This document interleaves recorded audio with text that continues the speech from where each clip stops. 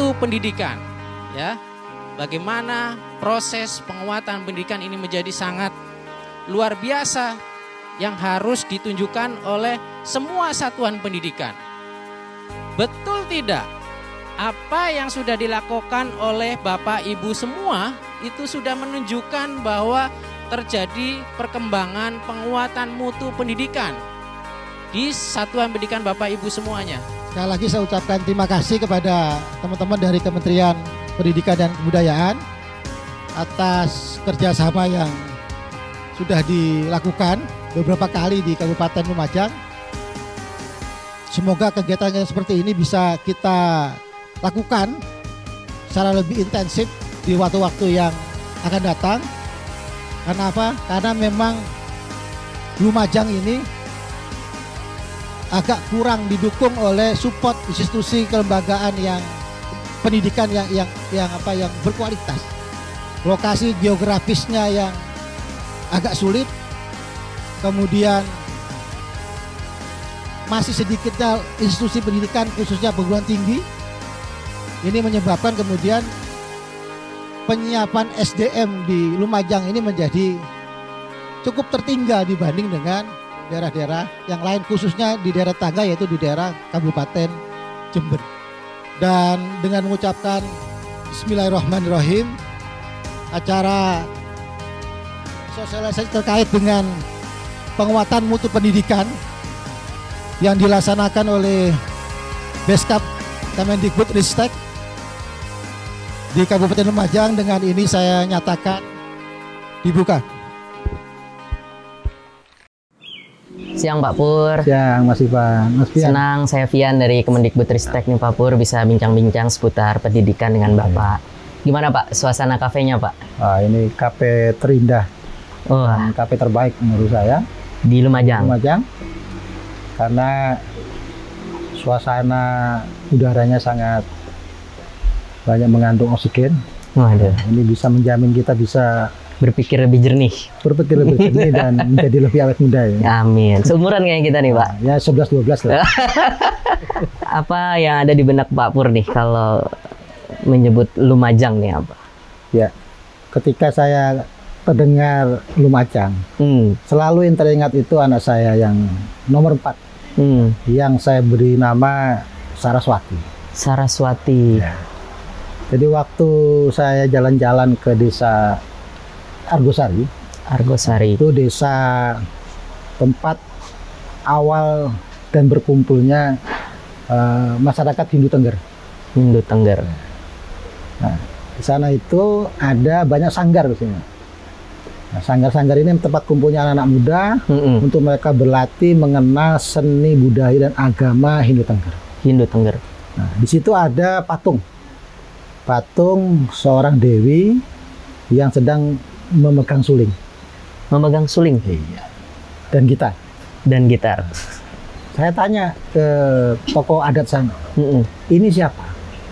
Ini Dewi Saraswati, Dewi Ilmu Pengetahuan. Waduh. Langsung saya keluarkan HP saya. HP saya keluarkan, saya tipu di sini saya. Nanti anak kita namakan Dewi Saraswati. Dewi Ilmu Pengetahuan. Setelah lahir, kemudian ya, sampai sekarang tetap saya namakan Dewi Saraswati. Ngomong soal Lumajang nih Pak, Bapak kalau ke Lumajang kira-kira ngunjungin apa nih Pak? Yang mesti harus ke situ gitu? Ya, biasanya saya kalau ke Lumajang, yang pertama kali terbenak dalam pikiran saya itu adalah mengunjungi tempat wisata. Waduh, ada wisata apa di sini nih Pak? Nanti saya diajak ke situ nggak nih? Boleh, nanti ada salah satunya wisata B29. Oh. Itu juga ada di desa Argosari sebenarnya. Apa keunggulannya tuh Pak? Kita bisa merasa berada di tempat tertinggi di muka bumi ini. Oh gitu. Iya. Karena ketika kita berdiri di tebingnya itu, tebing puncak B29, kita itu lebih tinggi dibanding awan. Oh, luar biasa. Ya, dan itu yang menyadarkan saya bahwa ternyata posisi saya itu sedang di atas. Dan saya harus memikirkan apa yang sedang terjadi di bawah yang secara penglihatan saya tidak terlalu jelas. Benar. Karena itu selalu menyadarkan saya bahwa saya harus menambah kepekaan hati saya, sehingga kemudian bisa lebih melihat tidak hanya dengan mata tapi dengan hati, sehingga perasaan-perasaan yang berkembang di masyarakat Lumajang ini bisa saya rasakan, saya resapi, dan pada ujungnya saya bisa mengetahui kira-kira apa yang harus saya lakukan untuk masyarakat yang terbaik, khususnya di bidang pendidikan ya Pak. Khususnya bidang pendidikan. Ngomong-ngomong soal bidang pendidikan nih Pak, kira-kira di Lumajang ini sektor pendidikannya seperti apa nih Pak? Sudah maju, berkembangnya seperti apa nih? Kalau menggunakan ukuran-ukuran formal dari beberapa dokumen yang saya dapatkan, sesungguhnya pendidikan, standar pendidikan di Kabupaten Lumajang ini boleh dibilang sudah baik. Nah, cuma pertanyaan saya, yang baik secara formal itu, apakah kemudian berkorelasi secara langsung, berdampak langsung terhadap kualitas? Oh, iya. Ini yang harus kita pastikan. Sama-sama kita pastikan, Pak ya. Karena itu kemudian semenjak menjabat di periode kedua, tahun 2019, yang kebetulan saya juga ditugaskan di Komisi 10, bermitra kerja dengan Kemendikbudristek. Saya kemudian mencoba untuk dari desa ke desa, dari sekolahan ke sekolahan, dari rumah ke rumah, kita mempertanyakan, kita berdiskusi, kita mendengarkan. Nah, pada akhirnya sampai pada satu kesimpulan. Hampir seluruhnya orang Lumajang, anak-anak kita di Lumajang, keinginan sekolah itu tinggi. Tapi akses, kemudian kemampuan, kemampuan masuk ke pendidikan itu yang masih banyak yang tidak mampu. Nah, karena itu akhirnya kemudian ketika saya ke Jakarta, kita rapat kerja dengan Kementerian Pendidikan dan Kebudayaan, dan kebetulan saya juga anggota Badan Anggaran di DPR RI. Nah, kita perjuangkan bagaimana kemudian angka mandat konstitusi 20% itu. 20%. Kalau kita pakai rata-rata anggaran kita 4 tahun ke belakang, yang minim kurang lebih sekitar 3.000 triliun per tahun. 3.000 triliun per tahun. Yeah. Maka sesungguhnya anggaran pendidikan kita itu seharusnya 626 triliun setiap tahun. Kalau kita menggunakan angka konstitusi, mandat konstitusi itu 20%. Nah, faktanya kita belum. Faktanya kita masih di bawah 300 triliun. Tidak sampai 627 triliun. Itu yang saya perjuangkan. Bagaimana kemudian akses itu bisa didapat. Akses itu menyangkut satu ya. Di daerah-daerah yang masyarakatnya pengen sekolah, kita harus dekatkan apakah ada gedung sekolah. Benar. Apakah ada infrastruktur pendidikan di situ. Nah, itu kan kita butuh anggaran yang cukup untuk bisa menghadirkan infrastruktur pendidikan. Di daerah-daerah yang sudah ada infrastrukturnya, tapi masyarakatnya secara ekonomi belum mampu. Nah, karena itu kita harus mengupayakan sebuah program bagaimana kemudian sebagian besar kebutuhan dalam konteks biaya pendidikan itu bisa disiapkan oleh pemerintah. Silakan Pak Pur sambil diminum kita nih Pak Pur. Iya, kita saking asiknya ngobrol nih sampai lupa nyicipin minuman. Padahal ini salah satu minuman khas Lumajang. Ini diproduksi di Kabupaten Lumajang. Oh, coklat Lumajang. Coklat Lumajang.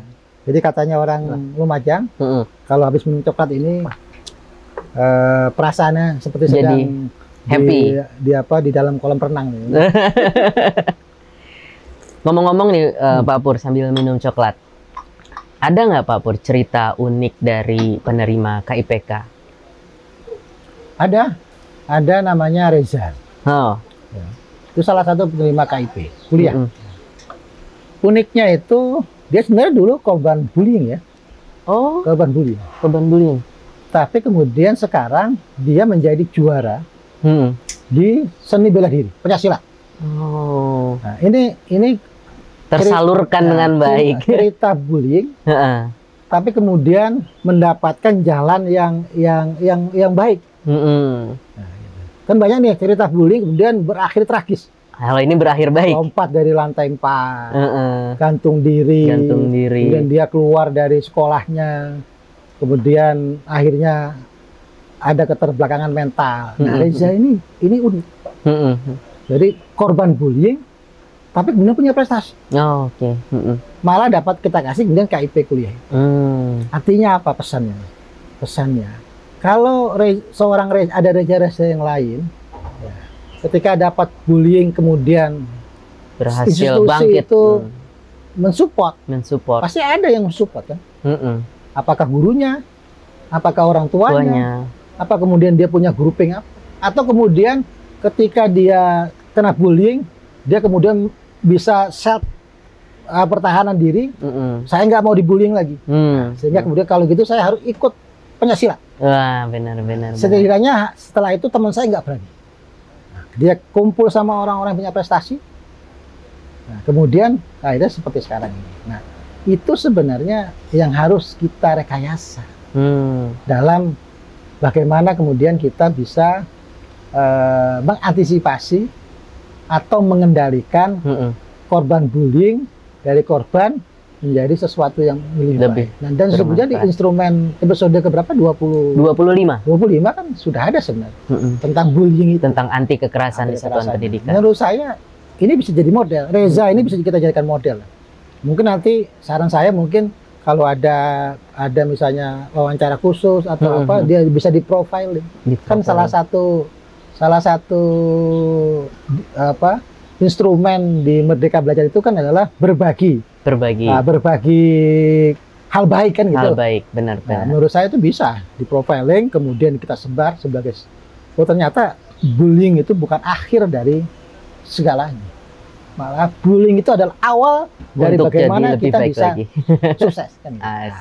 Di daerah-daerah yang sudah ada infrastrukturnya, tapi masyarakatnya secara ekonomi belum mampu. Karena itu kita harus mengupayakan sebuah program bagaimana kemudian sebagian besar kebutuhan dalam konteks biaya pendidikan itu bisa disiapkan oleh pemerintah. Dalam hal ini Kementerian Pendidikan dan Kebudayaan Riset Teknologi. Disitulah kemudian ketemu ide antara pemerintah dengan DPR. Muncullah namanya program PIP itu, Program Indonesia Pintar. Yang itu secara berjenjang diberikan bantuan dana pendidikan yang bersifat langsung kepada peserta didik. Jadi ini di luar BOS. Kalau BOS dikelola oleh institusi pendidikan, ini langsung ke peserta didik. Nah, kita harapkan dengan model bantuan seperti ini, ada semangat baru di para peserta didik itu untuk kemudian bisa aktif bersekolah. Kenapa? Karena sebagian dari kebutuhan dia untuk sekolah, apakah itu seragam, apakah itu sepatu, apakah itu buku, dan yang lain-lain terfasilitasi gitu Pak ya. Kebutuhan pribadi itu bisa dibantu melalui program itu. Balik lagi nih Pak, kita ngobrol soal BOS nih. Kita tadi pindah topik sedikit ya Pak ya.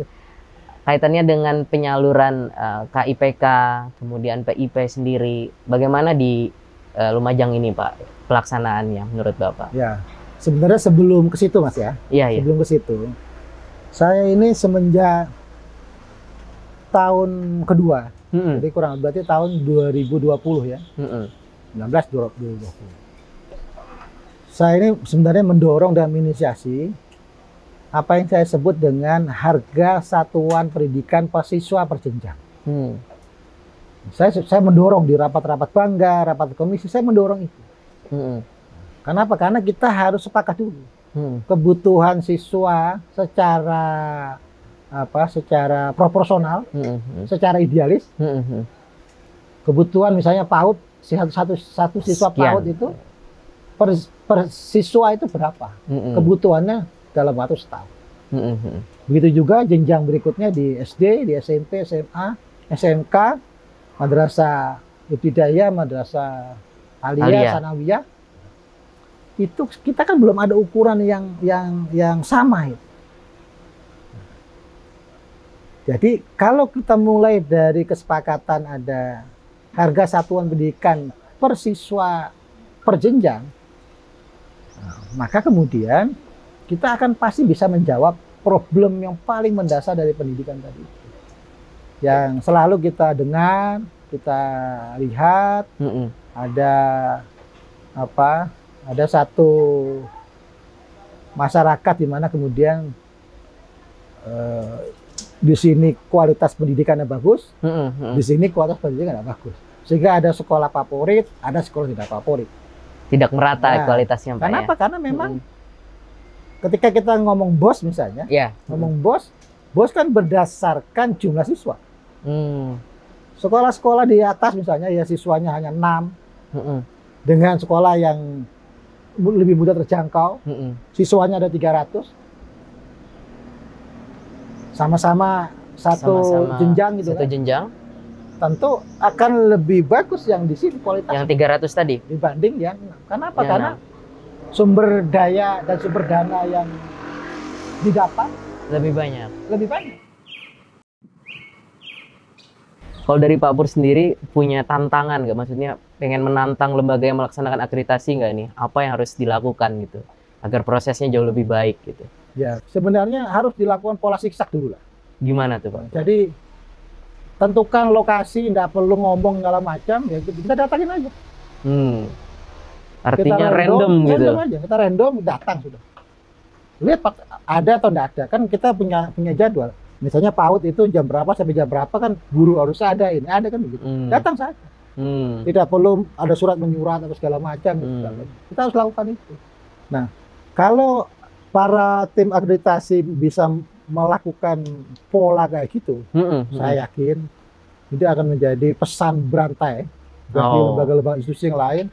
Wah, ternyata sekarang akreditasi ini kita nggak dikasih dulu kan ini. Ya. Informasi nggak masih terlebih dahulu. Sehingga akhirnya apa? Mereka berlomba-lomba siap kapanpun ada kunjungan mereka udah siap. Karena memang kebiasaan baik itu sudah hadir di setiap harinya. Saya khawatir kalau dengan pola lama dikasih surat dulu sebulan sebelumnya. Ya mohon maaf, seringkali kemudian dokumen itu dibuat sedemikian rupa seolah-olah itulah yang terjadi, padahal tidak. Nah, sehingga kemudian akreditasi yang kita lakukan jadi tidak akurat, tidak faktual. Nah, ini kan bahaya juga. Kita membuat nilai A, nilai B, tapi ternyata dia harus C. Ini kan nggak bagus juga. Nah itu menurut saya, kalau saya mau nantang, ayo para akreditasi random saja, nggak usah dikasih tahu, cukup tahu kapan orang sekolah, kapan. Nah, malah lebih bagus kan. Nanti akan ada temuan kan. Oh, ternyata gurunya datang terlambat. Oh, ternyata proses belajar mengajarnya baru dimulai jam 9, harusnya jam 8 gitu. Dari situ aja berarti Anda belum siap untuk diakreditasi dan belum bisa mendapat nilai X kan. Udah banyak sekali mulai dari bicara soal Lumajang sampai tahu-tahu ke BOS, tahu-tahu ke akreditasi. Pada prinsipnya sih itu pasti untuk perbaikan pendidikan di Indonesia ya Pak Pur ya. Mungkin ada 1 kalimat 2 kalimat gitu Pak Pur untuk pendidikan Indonesia sebagai penutup nih Pak Pur. Ya, jadi buatlah anak-anak kita bahagia. Dengan kebahagiaan itu maka mereka akan bisa menentukan masa depan yang lebih